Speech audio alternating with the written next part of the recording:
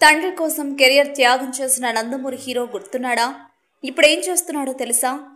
2 శతాబ్దాల క్రితం నందమూరి వారసుడిగా టాలీవుడ్కి ఎంటర్ ఇచ్చిన కళ్యాణ్ చక్రవర్తి నందమూరి తారక రామారావు తమ్ముడు త్రిలోత్తమరావు కొడుకు కుటుంబ కథా చిత్రాలకు కేర్ ఆఫ్ అడ్రస్గా మారాడు.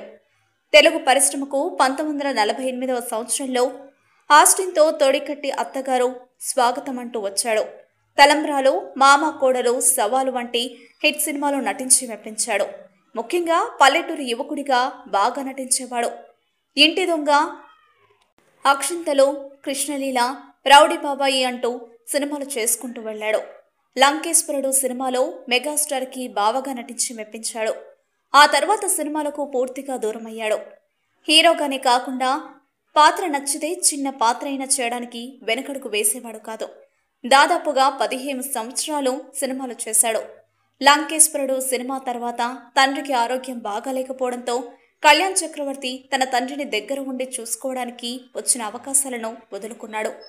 కెరియర్ మంచి స్థితిలో ఉండగానే కెరియర్ను వదులుకున్నాడు. తండ్రి కోసం తండ్రి మరణం తర్వాత డిప్రెషన్కు లోనయ్యాడు.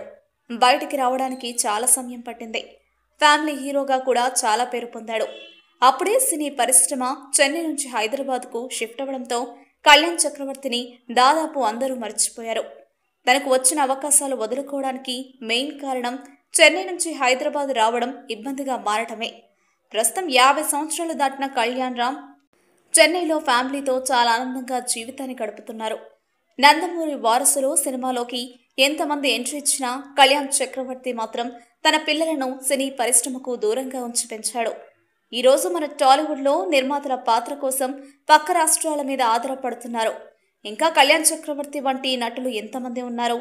వారి మీద మన నిర్మాతలు ఒక లుక్ వేస్తే చాలు, బాగుంటుంది. మా వీడియోస్ మీకు నచ్చినట్లయితే లైక్, షేర్, సబ్స్క్రైబ్ చేయండి.